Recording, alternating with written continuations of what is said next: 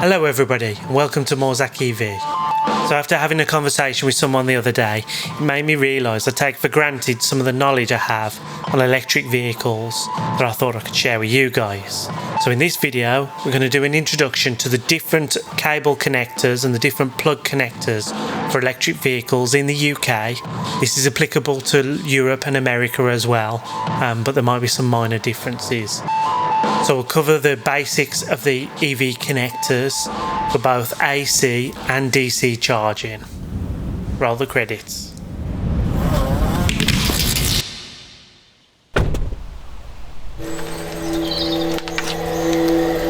Hello everybody and welcome to Morzak EV, a channel dedicated to all things electric vehicles, electric vehicle charging and all related technologies.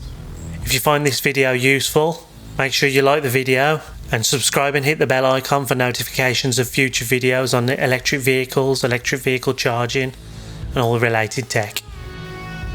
So I'll show the timestamps here, so you can jump to a section of the video if you think that's more relevant to you and you want to skip some of the other stuff. Otherwise, enjoy the ride.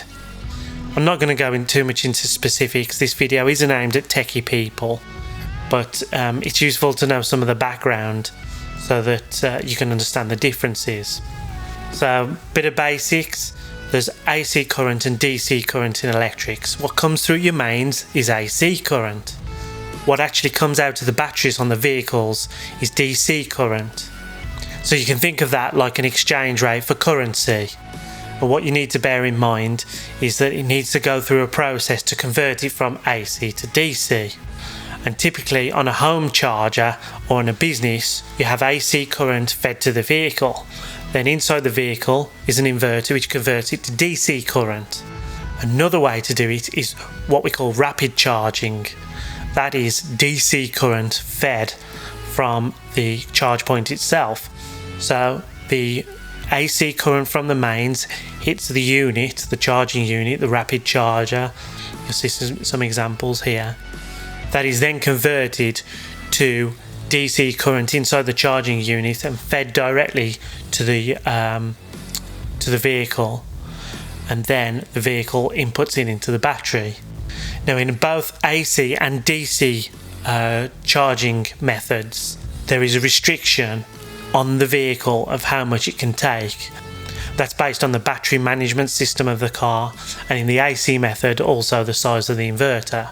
That's important to know because your car will restrict how fast it will charge off each of the methods.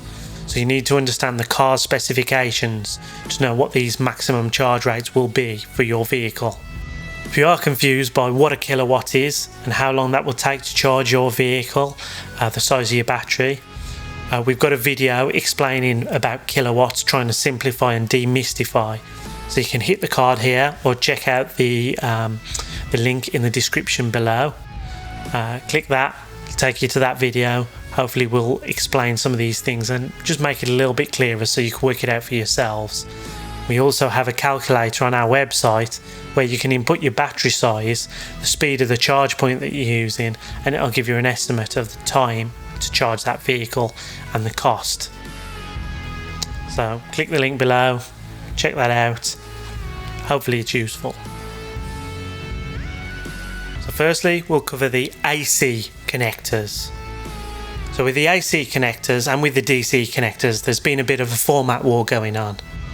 Just like there was for HD DVDs and Blu-rays. And way back in time, there was VHS and Betamax. There was a similar thing happening with the connectors on the cars. And this is to do with the fact that a couple of different standards were developed by different manufacturers. So there are two types in this format war. So type 1 versus type 2. Wait. So what we call type 1 in the UK and Europe is based on a Japanese standard. Now mostly, I would say for 99% of people watching this video now, what would be most applicable is that this standard is used on old Nissan Leafs and Mitsubishi Outlander PHEVs. It's not used on a whole lot of other vehicles, but as the Nissan Leaf and the Mitsubishi Outlander PHEV were some of the biggest selling electric vehicles and hybrid vehicles around, there's on the second-hand market, there's still a lot around, so you do need to be aware of it. On the other side, you've got the Type 2, and again, for 99% of people, I think this statement is applicable in the fact that pretty much all new battery electric vehicles are Type 2, and most new hybrid vehicles are also the Type 2 standard. So, with the introduction of the new Nissan Leaf in Europe coming with a Type 2 socket for AC charging, this has really meant that the Type 2 has won the format war for the UK and Europe. Winner, Type 2. So the good news is that the Type 1 connectors and the Type 2 connectors are pretty much the same thing, but just in different shapes. So you can get adapters. So this does sort of help if you own a Type 1 and Type 2 vehicle, for example. There's easy ways to either buy an adapter for your charge point if it's tethered, or even and if it's untethered, you will have a charging cable for each anyway, hopefully, that came with the vehicle, or you can buy one so that you can plug basically any Type 1 or Type 2 vehicle into a Type 2 universal socket. So now onto the DC chargers. There are only two main standards that have appeared in the UK and Europe. This is the CHAdeMO and CCS. So, CHAdeMO is actually a Japanese standard. The name comes from the Japanese phrase, "O CHAdeMO ikaga desu ka?" This is genuine, and it's in Japanese that means "let's have a tea while charging." The idea being that while it's on rapid charge, you've got enough time for a quick cup of tea, and you're back on the move again. So this, like I say, it's a Japanese standard that was developed for charging. It's present on a lot of Japanese vehicles, including the new Nissan Leaf, and is widely available across the UK, along with the other standard, the sort of competitor in the format war, if you like, which is CCS. So, unlike the AC charging, these two standards are quite different. There's some differences in the electronics, and there's some differences in what they can and can't do.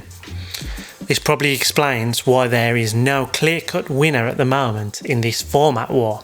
So one of the advantages of the CHAdeMO system over the CCS system is the fact that only CHAdeMO has a standard for vehicle-to-grid charging. That vehicle-to-grid means that as well as your supply charging your battery, i.e. electric going from your house to your battery, or from the grid to your battery to your car, there's also a vehicle-to-grid system where the charging can be reversed.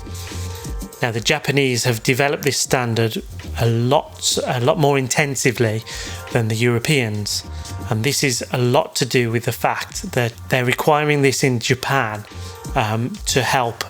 So in the event of an earthquake and power cuts, people can power certain devices from their car using a vehicle-to-grid charging system, sort of taking the pressure off, getting grids back up and running, and sort of using portable generators and things like that. So the car can be used as a portable generator for generating electricity in homes.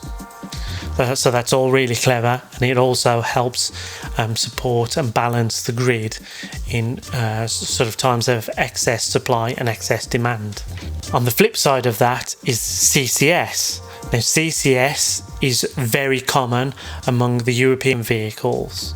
CCS is an extension of the Type 2 charging system, which is why really neither has won in the format war. It's still very sort of highly balanced. CCS is easy for manufacturers to implement because it's just a Type 2 charging socket with the DC inputs below.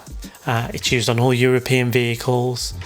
So there's no clear-cut winner in this format war, and most DC chargers in the UK are coming with the option to use CCS or CHAdeMO. So it may be that we're left with the two for a long time, if not for good. The only real issue, and this is where I got into a discussion with a friend the other day, with CHAdeMO and CCS, most public charge points have both available.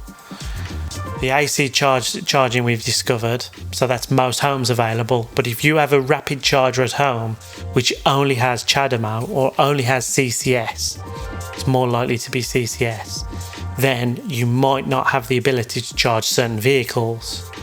This came up where a friend had got a business where they had a rapid charger installed with CCS and there was no CHAdeMO on it. Then he was looking at the Nissan EMV 200 combo van. The problem with that is the Nissan, being a Japanese van, only has CHAdeMO.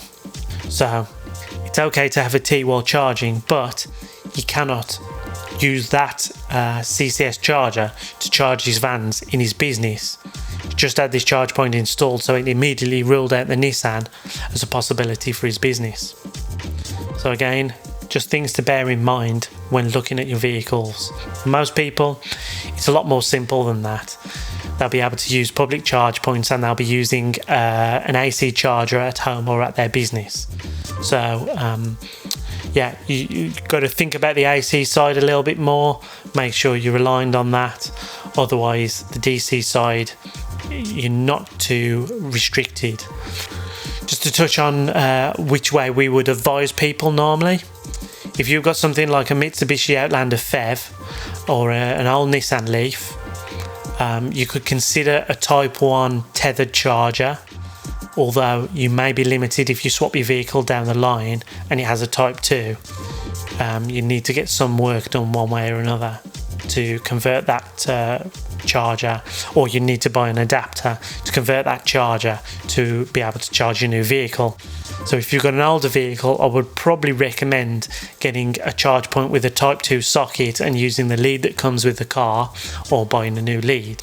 If the first EV that you're buying has got a Type 2 charging socket, then I would use either a Type 2 tethered charger or a Type 2 untethered charger. So I hope that wasn't too complicated for those who are bored by the techie stuff. If it was useful, make sure you like and subscribe and hit the bell icon for future videos giving you information on such things. Don't forget to check us out on social media if you're interested in Morzak EV installing charge points for your homes or businesses. And thanks very much for watching.